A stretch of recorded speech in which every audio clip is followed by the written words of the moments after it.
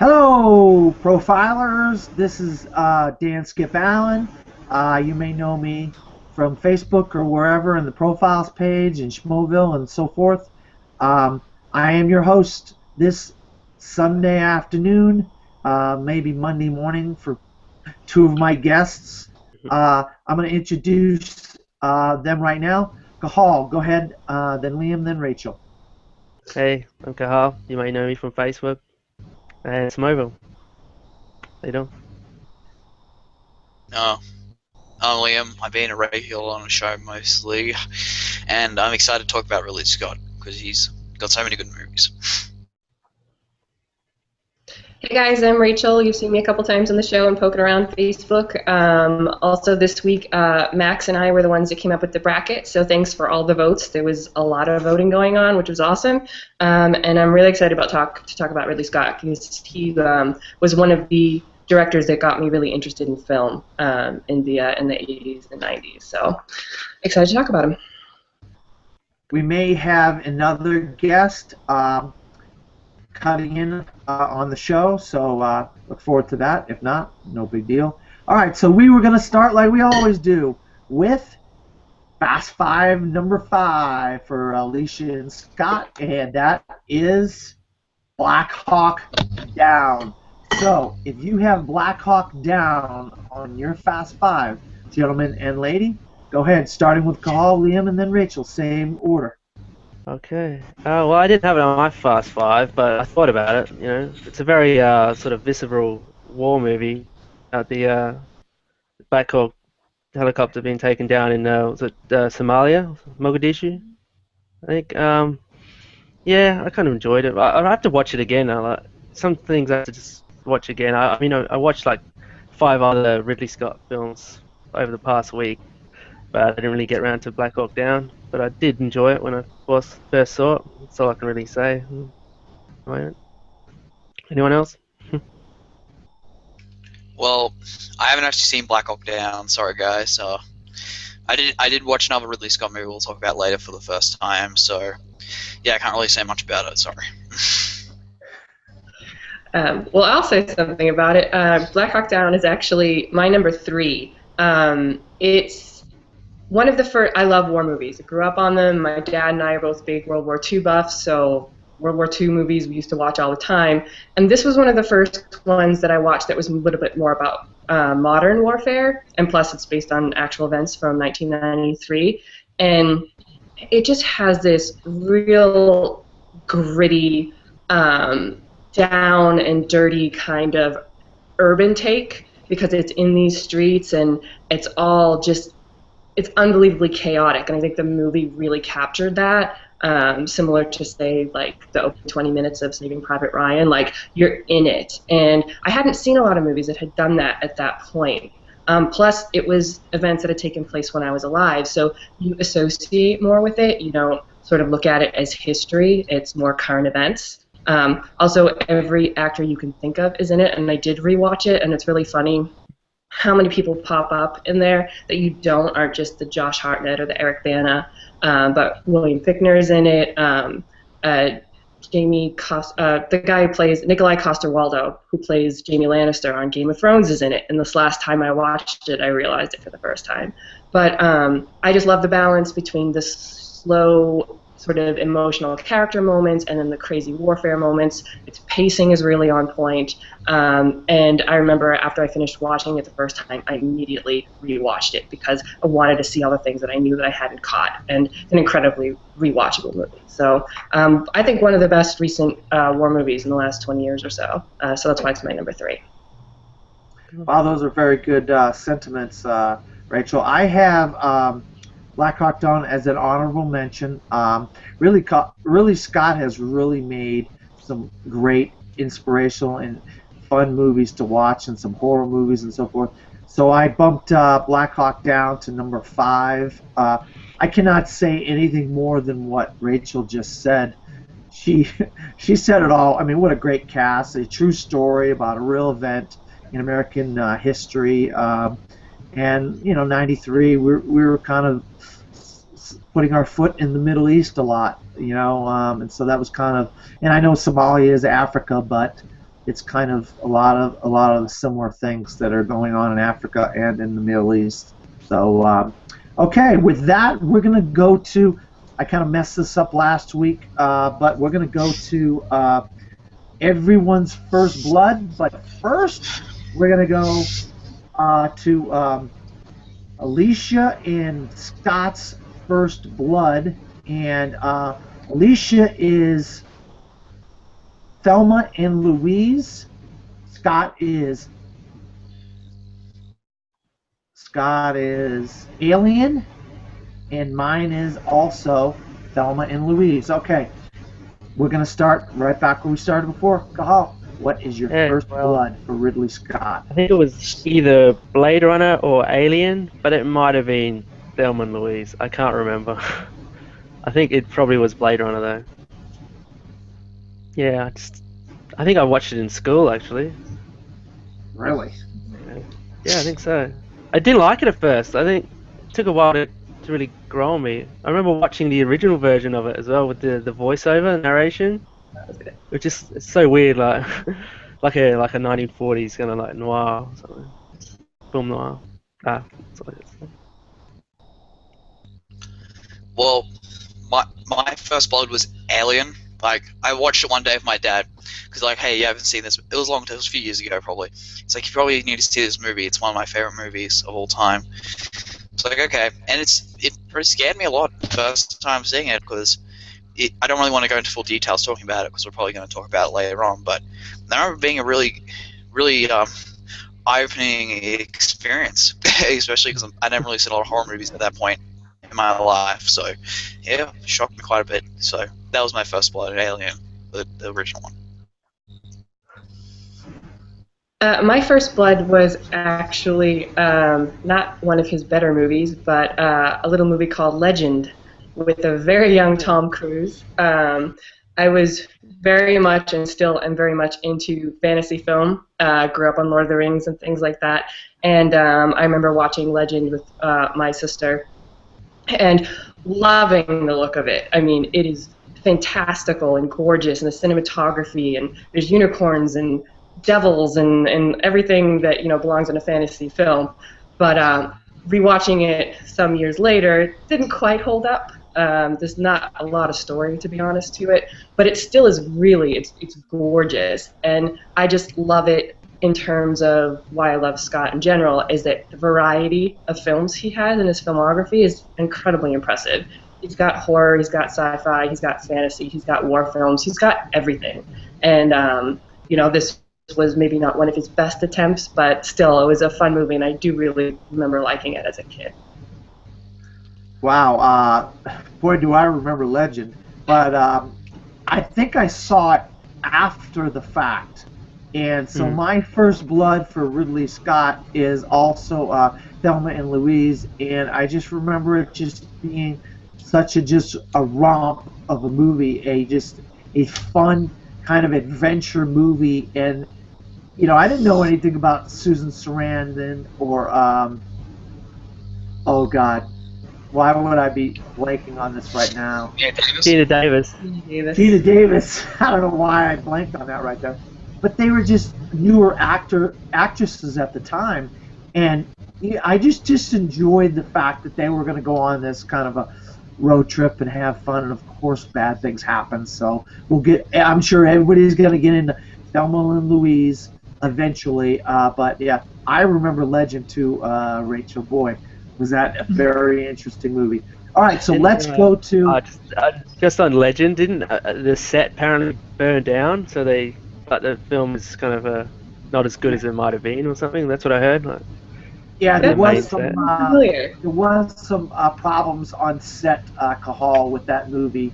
I don't have all the details. I probably should have looked that up, put it on my notes. But good thing, speaking about that right now on your behalf. All right, so what we're going to do, we're going to go to number 4 on Scott and Alicia's Fast Five, and this movie is a 5-time Oscar winner and Best Picture winner, Gladiator. I'm sure everybody on the panel has a lot to say about Gladiator. Go ahead, Cahal. Oh, I love Gladiator. It's it's the number three for me, but just happens to be two other movies I like more than it. But I just love it. I quote it all the time. Yeah, if you've ever seen The Sopranos and watched Ralph Cifaretto just like quoting it constantly, I can relate to that. Um, yeah, I love it. I just like think the acting's amazing, and it's just the vibe of it. Just like it's just like this one man trying to get his vengeance in this life or the next, I guess. What else can I say? I had notes, but I completely blanked. um, yeah, I might pass and come back if that's cool. All right, Liam, go ahead. Well, I actually just watched this for the first time last night, which is Your Morning, American Morning. Wow. It is my number 2. I was thinking about putting it at number 1. Nice. But the problem is I've only seen it just for like probably 12 hours. So I can't really say it's better than what my number 1 is. But it's probably one of the best movies I've ever seen. It really is. I know I'm late to the party about this. I know I should have been earlier, but everything about this film is so good. The script, all the dialogue Russell Crowe says is quotable, like you said. It's just really fascinating dialogue and this guy's really good. He's really cool. He's a smart man. He knows what he's doing, Maximus, and like all the performances are great as well. Russell Crowe won the Oscar for it. Joaquin Phoenix, he was also fantastic in it as a villain, probably giving one of his best performances as well. And to me, it felt like a mix of Ben-Hur and Ben-Hur and Spartacus, in a way, if you know what I mean. It was such a great story. I shouldn't really say much because I only just started seeing. I just seen it, but it's definitely one of the best epics I've ever seen. And yeah, it's my number 2 on my Fast 5. So it was really hard to rank because I think Gladiator is the easiest one to watch over and over and over again. Like, you can just pop it in at any time because it's just amazing all the way through. But it's ended up being number 5 on my list because I feel like some of other Ridley Scott's movies are a little bit more genre defining, whereas this, he picked up a genre that already existed. Granted, he picked it up, 30, 40 years after the last sword and sandal epic had been made, and he pays homage to that, which is great. And he elevated that whole genre with the acting. I mean, I think the acting is actually the thing that is the most impressive about it. I think this is the role from Joaquin Phoenix. Everybody sit up and go, look at this guy. Like, he's absolutely mesmerizing, and he always plays that just this side of crazy so well. Also, Russell Crowe finally getting the Best Actor Oscar, well deserved. And it's just, like you said, it's solid from start to finish in the way it looked, in the story, in the acting, and everything about it. But I don't think it's quite as innovative or genre defining as some of his other movies. So that's why, even though I love it, it's actually at number 5 for me. Well, I'm going to go to the polar opposite of Rachel, and I'm going to say that Gladiator is number 1 on my Fast 5. This is one of my favorite movies I have ever watched, and I'm not that young. I've watched quite a few movies, as you guys could tell. I host the show, and I'm talking about a lot of movies every week. Gladiator is just a phenomenal movie. I love the sword and sandal genre. I was so glad to see the sword and sandal genre come back with a vengeance in Gladiator. And Ridley Scott, I mean, what a phenomenal movie. Phenomenal performances once again by Russell Crowe. As you guys have said, he wins the Oscar. Joaquin Phoenix, I mean, arguably, you could say walk the line, but arguably his best performance to date. What a sinister, nasty character he plays of Commodus. I cannot say enough about how phenomenal this movie is. And one of the things that a lot of people don't understand is the special effects melded with practical effects in this movie, in the Colosseum scenes, in the war scenes, in so many of the scenes, they are seamless. Special effects are seamless to practical effects in this movie. You would not know that half of the army and half the people in the Coliseum are actual computer generated effects. And that's how great this movie is. And I could go on and on about what a phenomenal movie Gladiator is because I love it so much, but we only have so much time. So we will go to Yeah, can I just add there? That was Cahal. at the time. Sorry, that was a time when Russell Crowe was like at the top of his game. Like he was in sort of like he came off the inside of the year before with Michael Mann, and then he'd go on to do like Beautiful Mind. That was probably the best time of his career. Like 3 straight Best Actor nominations, like in those years, '99 to 2001. I also had a note here about the way he humiliated Commodus throughout the movie. Like Commodus could have killed him that many times, but because he had the favor of the audience, like he was able to just triumph over him every time. And it's this game of him constantly humiliating the Emperor, getting one over on him. And that's what I like. And real Can I also quick, just put something in? go ahead, Liam. Go ahead, Liam. When it came out, a lot of people were mixed on it. Like, critics weren't really big fans of it. Like, if you see Roger Ebert's review of it, he wasn't that big of a fan of the movie. Like, he called it really bland. Like, it was really... Like, he didn't really like the acting or the dialogue. Which I think was the best part of the movie, personally. Yeah. But it was... But obviously, I think... And the person next... This is after Gene Siskel died. She was like, oh, this is one of the best movies I've ever seen. And one of the best movies of the year. So a lot of people were actually mixed on it when it came out, surprisingly, which is crazy now when we can't look back at it. It's considered a modern day classic. So it usually happens, like Fight Club, same thing happened. It's 2001. That's happened all over history of films. So. It'll probably happen for Interstellar. Yeah, That's I'm right there with you, Cahal, on that. And I just real quick, I'll say Jaimin Hunsu. We talked about him a little bit last week on Blood Diamond. Wow, 2 great performances, Jaimin Hunsu in Blood Diamond and Gladiator as well. All right, we were going to go to our right stuff.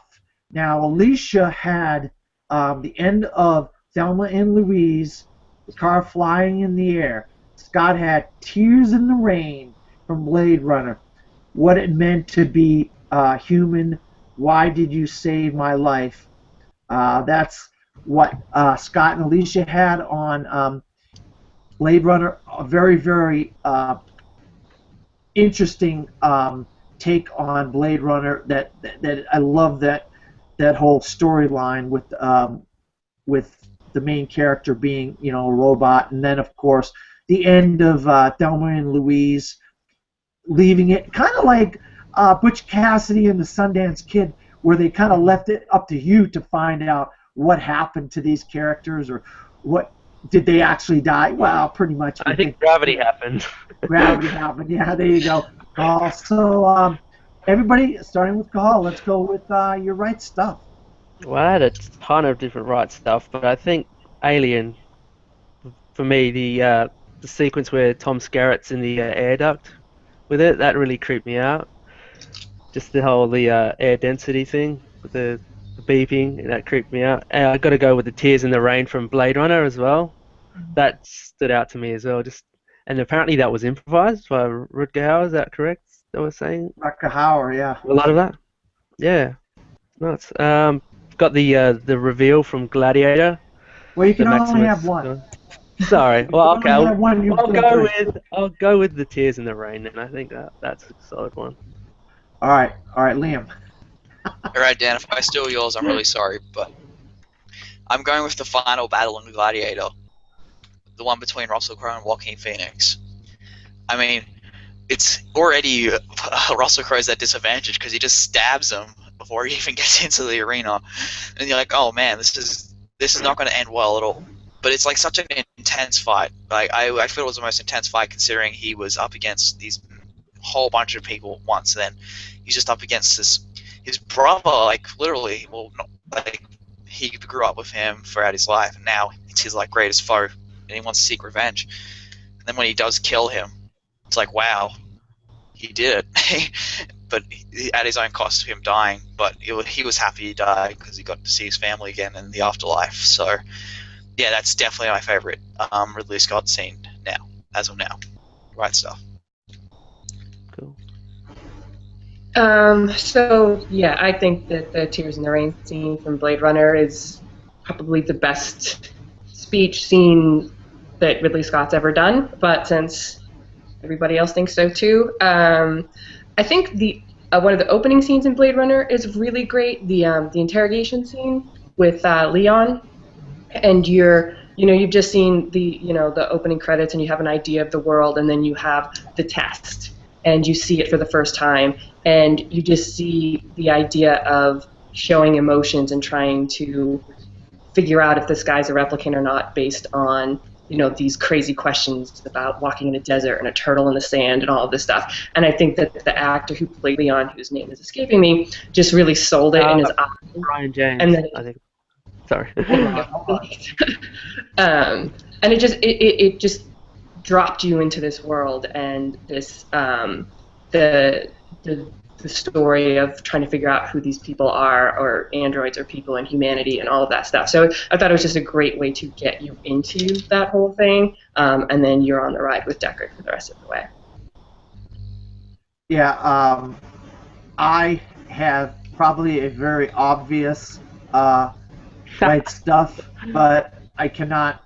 I love this movie so much that I could not choose something else, and I go with the battle in the Colosseum with Maximus, and they get the chariots and the hordes and the people from Scipio, I think they're called, whatever they're called, something from Scipio, and when he organizes Jaimin Hunsu and the rest of the gladiators, and they defeat all these different bad guys in the Colosseum.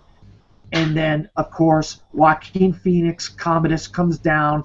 He says, I need to meet this gladiator. And he meets this gladiator, and he says, show your face. And he says, no, I don't want to show my face. And then eventually he says, no, you need to show me your face. And he's like completely shocked. I mean, his face, to see that it is Maximus. Why? And then he later on goes off and says, why isn't he dead?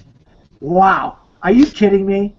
That has got to be one of the greatest scenes in movie history, that Maximus reveals himself to Commodus, and then later he goes, why isn't he dead? I love it. I just cannot say enough about that scene. It's one of the most powerful scenes in movie history, in my opinion.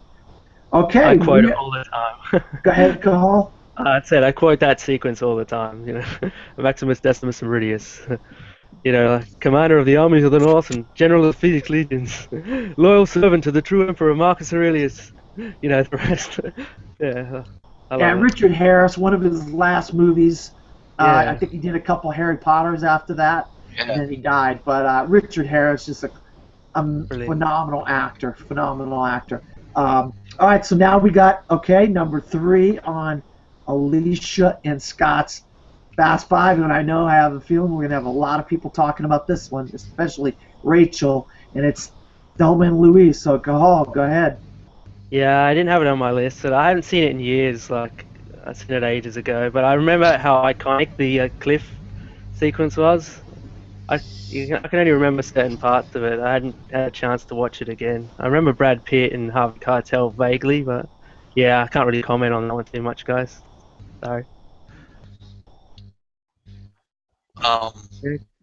Well, Thelma and Louise is my number 4 on my Fast Five. I just rewatched it a couple of days ago, and it's a great movie. I wouldn't say I'm in love with it. I love with people. I'm sorry, Rachel, but it's got fantastic performances. I mean, the truly defining female leads in Hollywood. Like, you really think of Susan Sarandon and Gina Davis as like some of the most influential female leads, because they were really great together. Their chemistry was real funny at times. Sometimes when it was serious, it was serious. And just seeing these people become criminals, pretty much, these two ladies, Thelma and Louise become criminals, kind of reminded me of like the female version of Easy Rider, if that kind of makes sense in a way, even though it's not really like Easy. But it was really enjoyable. Harvey Keitel is a detective. He's really good at doing accents. I don't know why, but he can do accents really well. We could tell, and yeah, it was just Michael Madison as the boyfriend, as Susan Sarandon's boyfriend was really good as well. And yeah, like that, and the iconic scene. It is one of the really iconic movie scenes. It's pretty sad how it ends. Because you just don't want to see it end that in such a terrible way. Them just getting chased by a whole bunch of police cars and stuff. Like it was just a simple road trip that turned into like the most craziest experience. So I'll just go Thelma and Louise. Number 4. My Fast Five. Thelma and Louise is also my number 4, and Alicia said a lot about just how defining this movie was and how amazing Ridley Scott is in depicting women. They're not just the angel of the whore. Like they're people, and they have flaws, and they're funny, and they're not always the most intelligent. They're not always the most moral. They're just people, and to have 2 of them be your stars in this movie and have the entire story focus on them is just not enough directors do it, plain and simple. So it's huge for film history that he was able to make this movie, and it is kind of sad that more filmmakers haven't been able to kind of capture that the way that he did. But even beyond that, I just think it's a great story. It's like Liam said. They start out, just having like a girls' weekend away, and then this domino effect happens with all these events that just get crazier and crazier. It's actually a really thrilling script, and their character arcs are a lot of fun, and they kind of get stronger as they go further, and the crazier things that they do, the stronger and more, they have a better sense of themselves. Like even to the point when the truck driver is like, making rude comments at them. They could have just let it go, but they didn't. They stopped, get out of the car, and try to make him apologize, and then blow his truck up, which it's an action movie, so you have that element. But they were standing up for themselves, and that's just a really fantastic message. And then the increase in craziness just culminates in this drive off the cliff. And yeah, it's sad, but it's also just sort of a culmination of their journey, which is to be true to themselves, to their friendship, and screw the rest of it. And that's just, it's iconic. It's ultimately just iconic, and bravo to Ridley Scott for making this movie. Wow, I cannot say much. I agree with Rachel and Liam. I have Thelma and Louise at number 2 on my Fast Five. I just love this movie, and it's it's very rarely do you see a movie where the leads, Gina Davis and Susan Sarandon, are the main characters, and you have such a fantastic supporting characters played by Michael Madsen, Harvey Keitel, Christopher McDonald, Brad Pitt, in his first movie.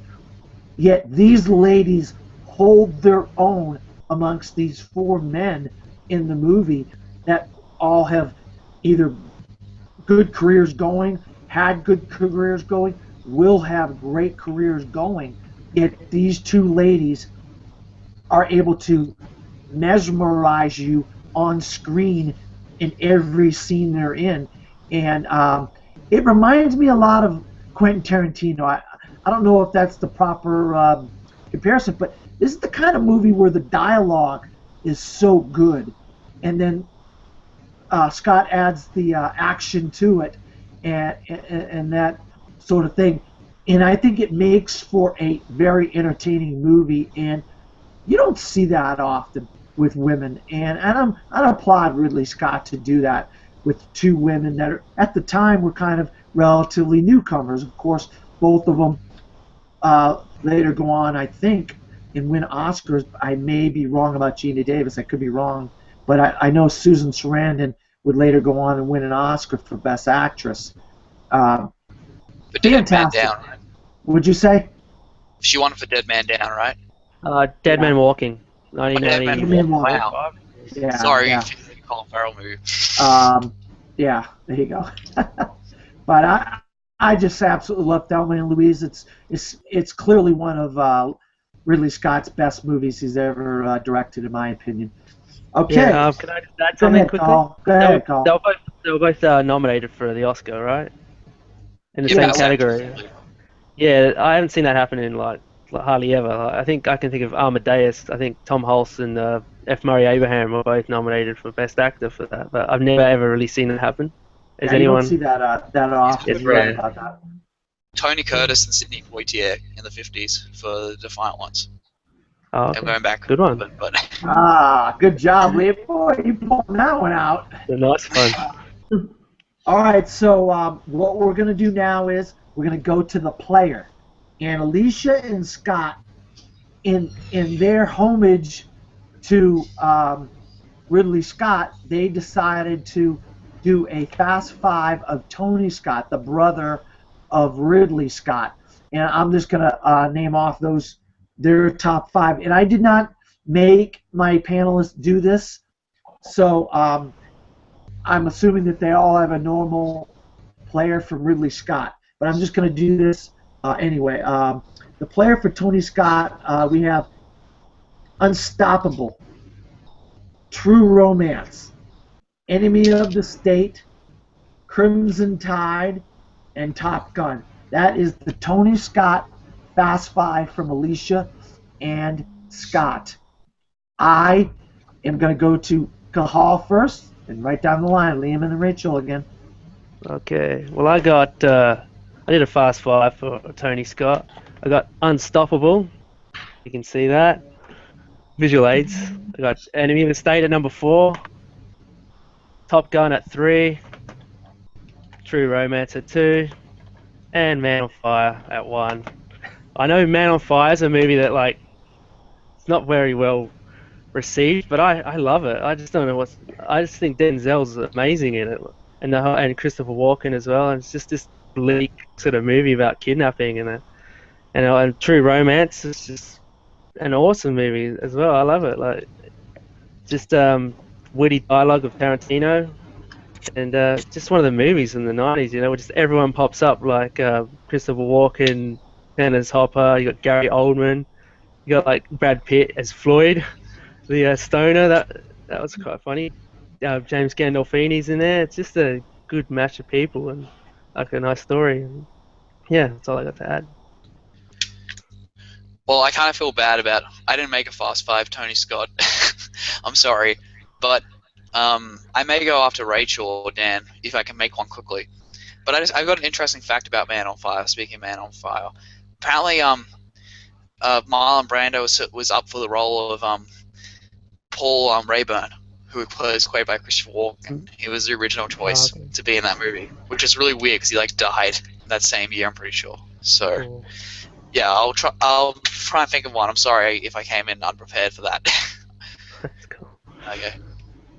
Yeah, I did a Tony Scott top 5 too. I think it was really cool that Scott and Alicia, had this little mini segment on Tony Scott because he has a very definitive filmmaking style, and we definitely lost him too soon. My number 5 spot is True Romance. Number 4 is Man on Fire. I actually also think that's a very underrated film. Number 3 is Unstoppable. I know that's high on the list, but I got such a kick out of that movie when it came out. It was not anything I expected. It was just fun, and I watched it with my family on Christmas. We rented it, and we were just I can't believe that this is as good as it is. It's just fun. Crimson Tide at number 2 because I love a good submarine movie, and Top Gun has to be number 1 because it's Top Gun. So rest in peace, Scott. Like I said, I did not ask my panelists to do a top 5 on Tony Scott. A couple of them actually did, so Anyway. that is very nice of these guys to do that. Mine mirrors Cahal's. If I were to do one, Man on Fire would be number 1. That's so funny that his Fast Five for Tony Scott would be exactly the way mine was. But I actually did a player, and I'm sure it wouldn't be so hard for anybody in this panel or anybody watching the show right now to figure out who my player is, and it's Maximus. Russell Crowe is my player. What can I say? I love that movie. I had to pick Russell Crowe as Maximus as my player, so sorry about the Tony Scott thing, but I'm going to go with Maximus Aurelius. Cool. Liam, did you have quickly a Yeah, Tony Scott I just made top one. 5? Yeah, All right. So number 5, I had Beverly Hills Cops 2. I actually didn't hate the sequel. I thought it was a decent sequel to the first one. It I don't know looks if I'm in the beautiful. minority about that. Number 4, Man on Fire. Like, you got to take it as what it is. It's just an action movie. And I think if you take it as like it was just a lot of fun, like you guys said. I don't really get why a lot of people bash it. But then at number 3, I've got Unstoppable, which is a very unexpected. I wasn't really having a lot of expectations going into it, and it was actually a really great movie. I was really surprised. Number 2, Top Gun. Of course, Top Gun's famous for everything it being 80s, pretty much the definitive 80s movie. And number 1, True Romance. Because I just love Tarantino so much, and his writing is fantastic. So All yeah, right. that's my thoughts. So we are going to go to Alicia and Scott's Fast Five number 2, and it is Alien. All right, guys, let's see who has Alien on their Fast Five. Gahal, go ahead. I have Alien at my number 1 because that movie just like works on so many levels. It's one of my all-time favorite films as well. It's probably in my top 10 of all time. This is the atmosphere that Ridley's able to create. It's just so creepy, the whole planet and everything that they land on, and how they made it. They use lights from like the Who, or like smoke machines and like equipment from the band the Who. The cast is excellent as well. It's just everything: art direction, production design, cinematography. You know, everything. The sound design, just it creates that atmosphere that's just like really, just like sense of dread throughout. And it's just yeah, the whole design by HR Giga as well. Like everything just looks amazing and memorable. I love it. So I can really think of it in a minute. Anyone want Yeah, well, Alien is at my number 3 on my Fast Five, and you're pretty much right. It is really scary, and like the atmosphere Ridley Scott set, because he knew he's already done The Duelist before this. It's kind of like when Tarantino's Reservoir Dogs, in a sense. This guy, people were starting to notice him, but what really put him on the map was Alien when it came out, because it really revolutionized the horror genre, like that and Halloween. Because there wasn't really much, like it was all monster movies. They weren't really that big anymore because they were like 30s, 40s, 50s. But Ridley Scott kind of brought it back with the Alien, the Necromancer. Oh God, if I just said that wrong, hit me in the face. But yeah, it was just a really intense movie. Of course, Sigourney Weaver is Ripley, one of the best female leads ever all time film. Yeah. And she also, Alien, she was great as well. She was nominated for an Oscar for it. So I can't really say much more because it's pretty much it's Alien. You don't need to really to say why it's just a fantastic movie. Just see it and experience what it is. It's a science fiction masterpiece. So yeah, it's my number 3. Alien, I agree with Scott and Alicia. It's my number 2. His top 2 movies were, 2 of his early movies, and they were the most genre redefining of all of his films. Like he took, like Liam said, a horror sense and a tone and set it on a spaceship. Like, why hadn't anybody thought of that before? Like, it's just such an interesting idea, and it's an incredibly tight script. It just the slow build and the tension, and then all of the different reveals, and and then Ridley Scott ups it even more with that atmosphere that Kahal was talking about. Like you just have this sense of dread watching the movie, and that's a sign of really great filmmaking. And again, Ripley, amazing female character, and then it of course comes back in Aliens, and it's just he tried something new and hit it out of the park. Like, this is a creepy movie with twists and an amazing tone and fantastic acting, and you just have to hand it to a director, especially that early in his career, for going for something like this and doing such an amazing job. So yeah, definitely deserves to be number 2. I have Alien at number 3 on my Fast Five. As people know, from either Schmoville or the AMC or Profiles or all the people I talk to, whether it be in the chat or we just get talking about movies. I'm not a big horror movie fan.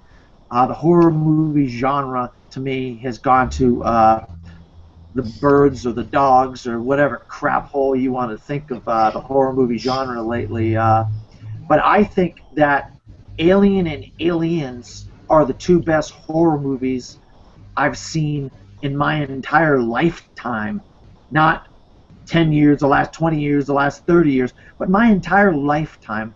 I have not seen two movies that resonate with me in a horrific, crazy, out there, wild way. And Alien is just one of those. And this is just one alien creature terrorizing this ship full of people. And it is just such a frightening feeling in general to just watch Alien. And when I rewatched it, I just, it's almost as bad as watching the Walk trailer with Joseph Gordon-Levitt and seeing how high up in the air he was. I am so afraid of heights. I get vertigo just watching a trailer about a guy on top of a building. But this movie is so scary to me. And when something scares me, it makes me respect it. And Aliens and Alien, I respect those as two of the scariest movies. And of course, one of the greatest heroines in movie history, Sigourney Weaver as Ripley. And still to this day, you cannot name 5 heroines that are more heroic and more entertaining than Ripley, played by Sigourney Weaver in Alien. So it's number 3 on my list, and it's such a scary, horrific movie in my opinion. Okay, with that being said, we're going to go to everybody's Fast 5 or honorable mentions or underrated or over, whatever you want to call it. Movies that are not on your Fast 5 or are on your Fast 5 that are not on Alicia and Scott's Fast 5. So starting with Cahal, any movies you want to mention about Ridley Scott that aren't on your Fast 5 or are on your Fast 5 that aren't on Alicia and Scott's Fast 5? Well, I put The Duelists at number 5 for me. I watched it again the other day, and I just think it's a good movie out of rivalry between two French soldiers. Just throughout the years, something's happening. There's always something interrupting their fights, or someone's injured, or just it's like great dynamic between the two actors, Harvey Keitel and Keith Carradine. And for underrated movies, I've got Matchstick Men. I almost made that my number 5. I really think that's an excellent movie, and Nicolas Cage is phenomenal in it, along with Alison Lohman as his daughter, which she hasn't really done much these days. I haven't seen her in a while. And Black Rain is another one I thought was underrated. I just think it's like a good, 80s sort of action movie, cop versus the Japanese Yakuza. I think Andy Garcia is probably the best part of that movie. For the limited time he's in it. Yeah, that's what I got. Well, I had The Duelist at number 5 for me as well. Yeah. Same as Kafel. Good. I mean, it's such an underrated. I don't think a lot of people really talk about it that much. Ridley Scott. You know, they usually talk about Gladiator, Alien, with good reasons. But I think no one really recognizes this movie that much. I think the plot is pretty simplistic. I mean, it's not that late or anything, but you've got such well-written characters. Like Harvey Keitel's in his prime, pretty much like doing all these Scorsese movies. I can't remember the other actors. I'm so sorry. It's blanking on my head. They had such a great. Okay, yeah. They had such great dynamic together throughout history. Just seeing them constantly fighting, it's a really enjoyable movie. I really think it's an underrated Scott movie. So yeah, I'll say Matchstick Man. The Duelist. I have 2 sort of underrated movies. One, Alicia again sort of touched on Scott's depiction of women in film, not just Thelma and Louise and Ripley, but G.I. Jane, I think, is just a really good, solid movie. I think it's one of Demi Moore's best roles. Again, I sort of love war and war-themed movies, and I love that it's sort of your traditional Band of Brothers type of story, but one of them's a woman, and it's just her journey of being accepted by that group and proving her worth and going through the muck with them and, earning her spot. And also shout out to a very early Viggo Mortensen in this movie, where he's great. in it. So it's a solid movie, and like I said, certainly one of Demi Moore's better movies. Another one I want to mention was I was obsessed with White Squall when I was 16 or 17. It has a slight Dead Poet Society feel to it, a bunch of young men coming of age in the 1960s, only it's set on a sailboat, and Jeff Bridges plays their mentor in this sort of like gruff kind of way, and it's just the story of these guys. And of course, as a 17-year-old, I loved it because it was Scott Wolf and Ryan Phillippe and Jeremy Sisto and all the young up-and-comers at that time. And I also have to say that the titular White Squall scene is incredibly well shot, really terrifying, really emotional, just really amazing filmmaking, as always, from Scott. So, yeah, those are my two choices. All right. On my Fast Five that Alicia and Scott did not have on theirs is American Gangster. Wow, what a fantastic movie. And you got two of, I would say, arguably the best actors of the last 20 years in American cinema or world cinema. Denzel Washington going against Russell Crowe. Russell Crowe, of course, is the Richie, plays a character named Richie, a detective in New York, and Denzel Washington is the American Gangster, where he's trying to import and find ways to import drugs and make it cheaper for him, but make him money in the drug industry in America and in New York. And wow, what a fantastic movie! And you have performances by Chiwetel Ejiofor in there, and that's one of his earlier roles. Wow, for Chiwetel Ejiofor, you just saw him in that movie. You knew this guy was going to just be a phenomenal actor down the line. Of course, I love Matthew McConaughey, but my opinion was I think Chiwetel Ejiofor should have won the Oscar last year for 12 Years a Slave. But yeah, I got American Gangster. Absolutely fantastic movie. Love it. All right, real quick before I get into Alicia and Scott's Fast Five number one, I got some notes that I want to read. One of my notes is Meryl Streep and Goldie Hawn were supposed to be cast as the two leads in Thelma and Louise. Wow. Would that have been a different movie or what? They did, what do you call it? The Robert Zemeckis one, Death Becomes Her, didn't they? Together. Yeah, they were both anyway, in yeah. Death Becomes Her later on, a couple years later or so. Let me see. Oliver Reed. If you don't remember the movie Oliver, Reed won the Oscar for Oliver back in the late 60s, early 70s. I can't specifically say what year. 68, I think Yeah, it was. I was going to say late 60s. And then he comes into Gladiator. He's in this role in Gladiator. Man, he was fantastic in that movie, and he dies. He died before the movie came out in theaters. And then Wait, didn't they shoot some of his scenes in CGI? Yeah, Yeah. I heard Alicia and Scott say that. I've watched Gladiator a bunch of times. I don't remember the scenes that they shot in CGI. I just remember Oliver Reed's scenes in the movie. Well, He was great in the scenes that I remember. What were you going to say, Carl? Yeah, I was going to say the original ending, he was supposed to bury a sword in the Colosseum instead of Jaimin Hansu putting the figurines in the thing. They sort of it was meant to be Proximo putting a sword there, or whatever, like getting his freedom, like he got from Marcus Aurelius. That's apparently the original ending. Yeah, Proximo. Wow, Oliver Reed was fantastic as Proximo in that movie.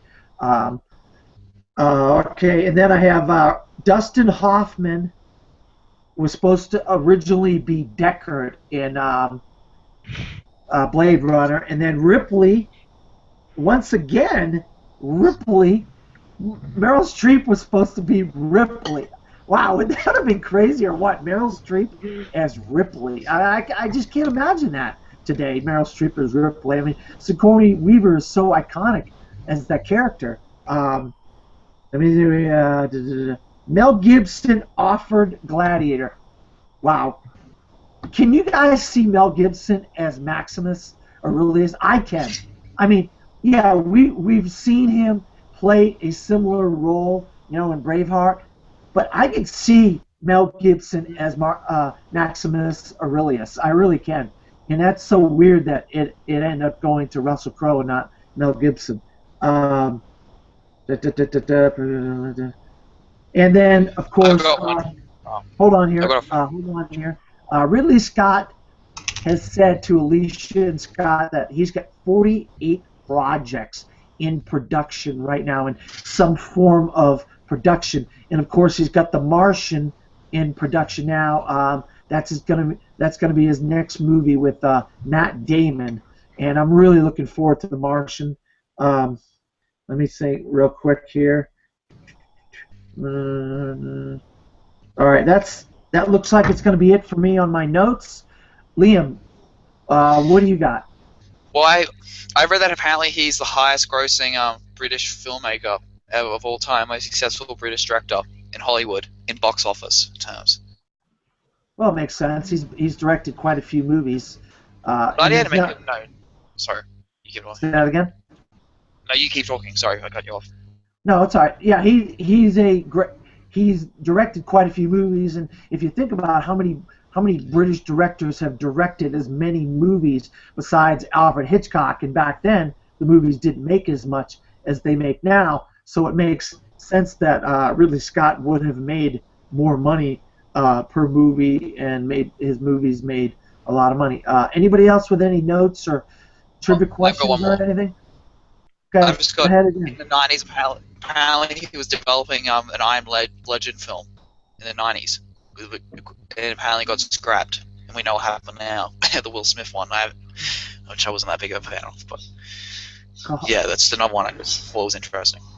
Cahal or Rachel, if you guys got any trivia or anything that you want to share on this? Um, Go ahead, Cahill. I was going to say, on the Duelists, they've a DVD that I have. They have one of Ridley Scott's early art films called Boy on a Bicycle. And guess who the boy on the bicycle was, if you don't know already? It was his brother, Tony. Just, Wow. This is like from the 60s when they were younger. Yeah. That's crazy. All right, Rachel, go ahead.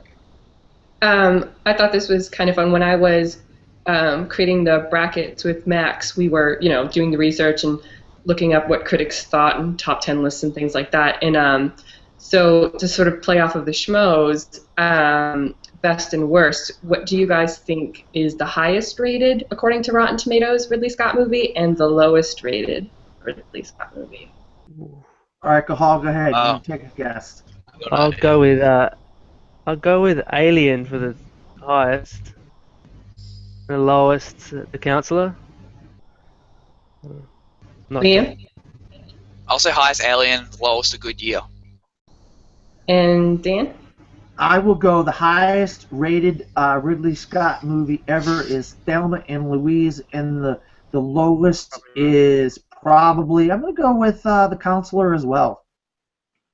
Prize to Liam, got them both right. Yes. Alien has 97%, and A Good Year has 25%.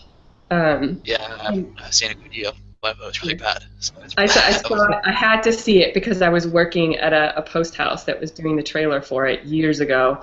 Yeah, and it's not very good. I mean, Russell Crowe's fine in it, but boring.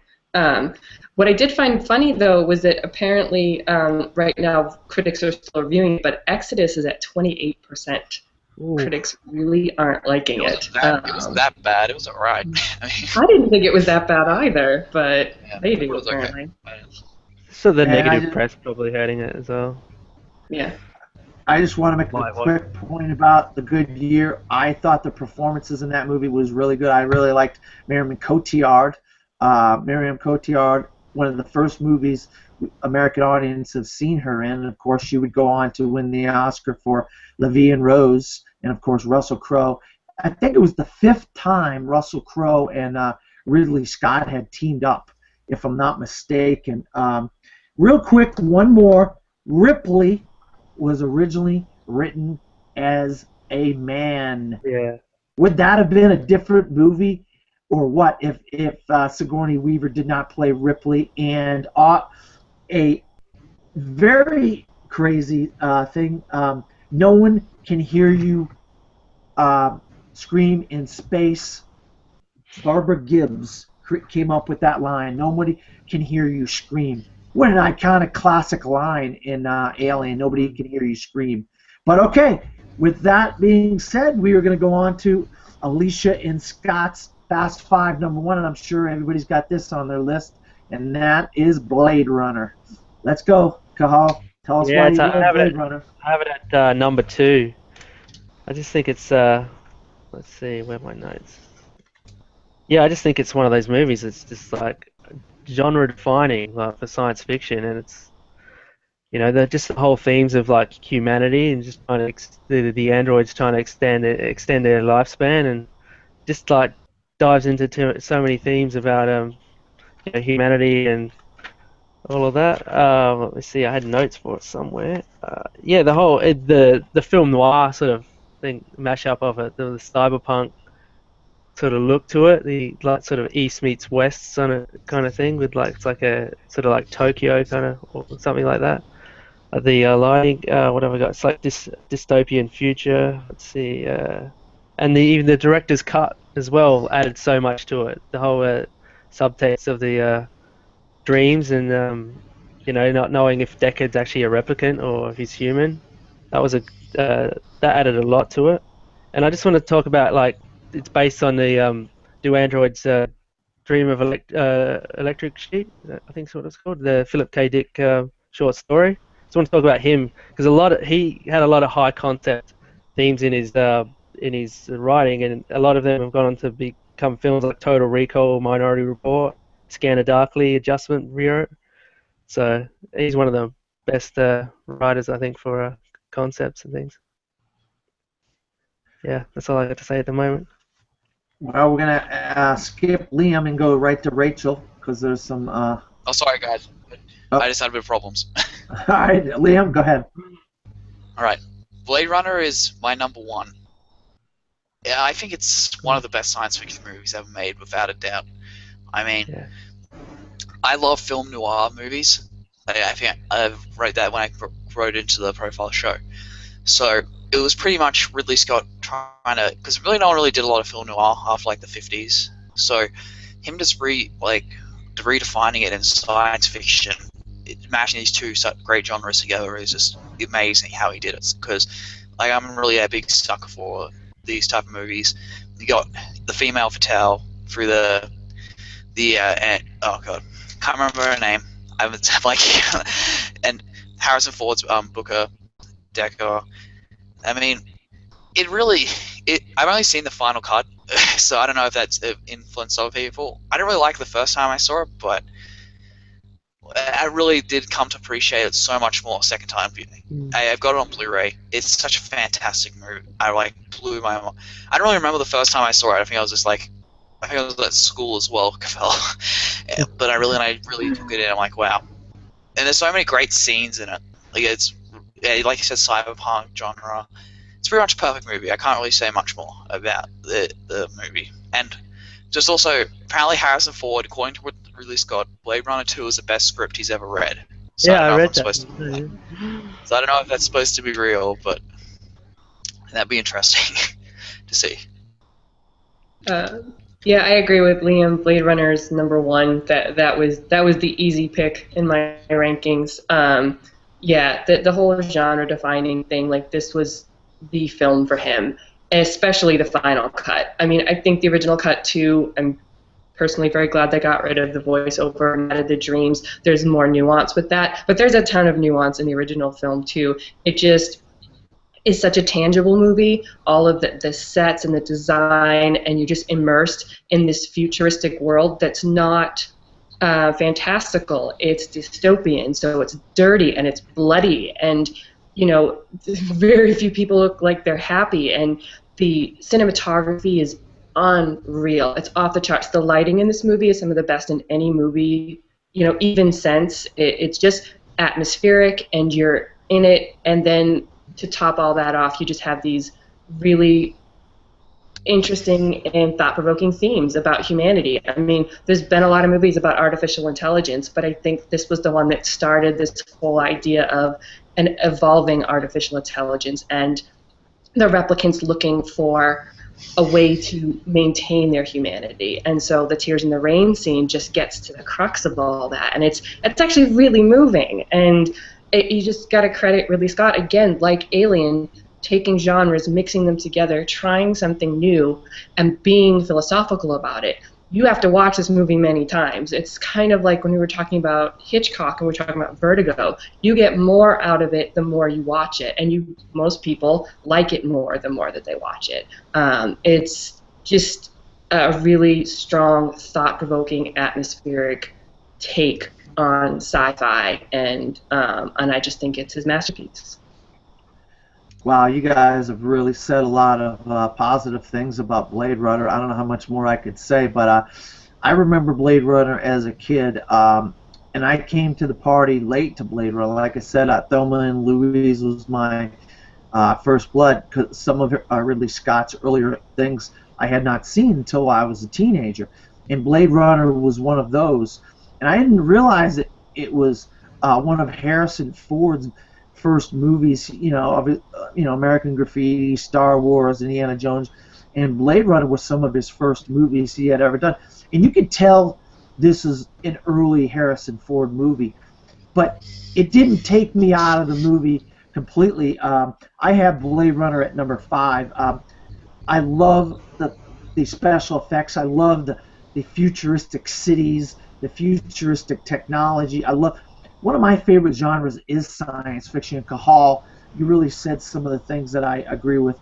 And Rachel, it's so cool to see a director take you to a place that, is so far flung into the future or into some far off land or whatever. And that's the thing this world that inhabits Blade Runner does. It takes you to this place, and of course, years later, I would find Rutger Hauer as well. He's been in so many different odd movies, and he's done his share of kind of crazy roles, but he was great in Blade Runner as well. But obviously, it's one of Harrison Ford's best movies and one of Ridley Scott's best movies. And I'm right with you, Liam. I would love to see a sequel to Blade Runner.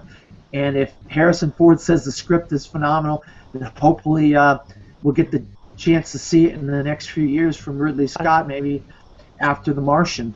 But I think go ahead. Is somebody going to say something? I was going to say it might sort of undermine the whole thing about the Deckard being a replicant of it, doing a sequel. I don't know, unless it's different characters or something. But I just had a thought as well about the themes of mortality. I just thinking about the 5 stages of death. Just came to me like Roy Batty, like just think like denial and acceptance. And all. Started thinking of that. The scene with Roy when he meets Tyrell, talks to him, and then he ultimately kills his maker, and then that sort of it's like a precursor to the Tears in the Rain at the end. I just thought that it's like a good juxtaposition. Well, thanks for those extra comments, Cahal. Well, profilers and film goers out there, this is the end of the show. I'm going to ask my panelists to let you know where they can be found. Starting with you, Cahal. You can find me at Twitter at CTC82. And Facebook, you can find me at my name. Yeah, cool.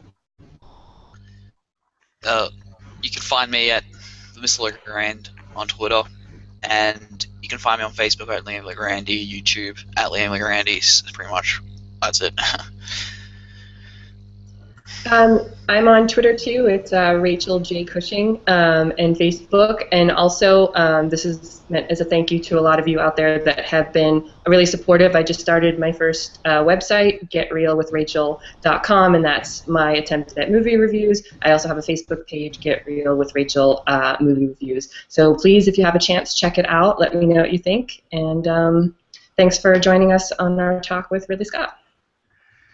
And I just want to reiterate, please, if you want to get the best reviews you could possibly read about movies, this young lady, Rachel J. Cushing, gives fantastic reviews. She breaks it down into categories, and if there's something that doesn't rub you the right way or whatever, She will talk about everything you could possibly think of when it comes to her movie reviews, and I cannot say enough how much I want people to go to her page, Get Real with Rachel, and she did not pay me to say this, but she is my friend, and I think she's a phenomenal writer and a phenomenal film critic. So I can be found at a page that is not as good as Get Real with Rachel, called From the Fourth Row, at WordPress.com, and